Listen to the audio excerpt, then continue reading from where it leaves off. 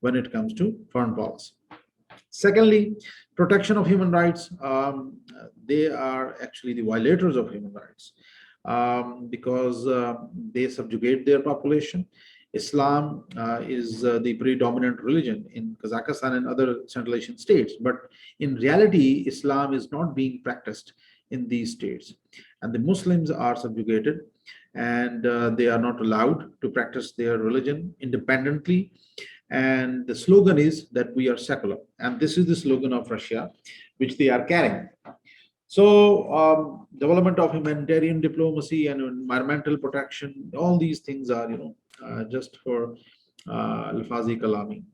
Then they got promotion of the country's economic interest in the international arena. Again, I would say their economic independence, they are not enjoying the real economic independence. And the reason is their 6,000-kilometer border with Russia. So geographically, they are constrained. Almost all of their oil and gas pipelines, road links, or connectivity to the world, it passed through the Russian territory, mainly. So it is not that easy for them to have economic independence. They are totally dependent economically on the Russians. I told you before that Russians used to buy gas on cheaper rates from these countries, and they used to sell this particular commodity to the European countries on higher rates. So this is what the limitations of Kazakhstan when it comes to their economic interest. But their foreign policy talks about independent economic security. Then they talk about maintaining the international peace and security. Again, this is a good gesture, but in reality, they don't have a force to actually contribute in other parts of the world. For example, Pakistan got a huge force, and Pakistan is the largest contributor to the UN missions. After that, India and Bangladesh, they also contribute a huge amount of forces for the peace missions around the globe. So they also got a wish to work for the international peace and security, but they don't have muscle to do it. Like, for example, recently Russia wanted to support Syria, and they wanted to, safeguard Syria from NATO and from US and Saudi's attack, and again from the non-traditional security threats from the Daesh, ISIS in Syria. So what Russia did, Russia had the muscle.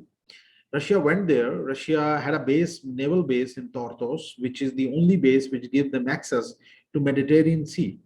So Russia had a base there in Tortos. Secondly, Russia had an air base in Latakia, where the Russian Air Force pounded the positions of Free Syrian Army, which was the opposition fighting against Bashar al-Assad. And secondly, they also carried out massive attack, massive bombing against the foreign, you can say European-backed, I would say, militant groups, especially Free Syrian Army and others. But they also fought against the ISIS in Raqqa province. So it was the Russian muscle that actually worked, military muscle that worked, and Russia had the capacity to do it. Now, if you expect the same from Kazakhstan, Kazakhstan don't have that muscle. Development of regional and multilateral diplomacy, which primarily involves strengthening mutually beneficial ties with key partners. So this is what they are trying. They're in good ties with the regional countries. They can't do anything about Russia, so they need to maintain good ties with Russia. Secondly, they are also in good ties with China. Economic and political ties are good. They are enjoying benefits. Thirdly, they are in also good ties with the regional partners like Kyrgyzstan, Turkmenistan, and others.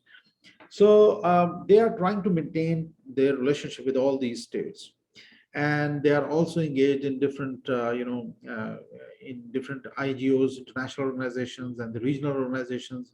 Like, for example, they are part of UN. They are also part of the regional security organization, which is led by Russia, CSTO. And this particular organization is meant to work as just like on the, you can say, on the pattern of NATO to protect, security of this particular area, to give security to this area, which is called Central Asia. And then they are also partners in the Shanghai Cooperation Organization, which is also very important organization, regional organization, which talk about controlling the the evils of terrorism, extremism, radicalization, drug trafficking, human rights, organized criminal, activities, or other things.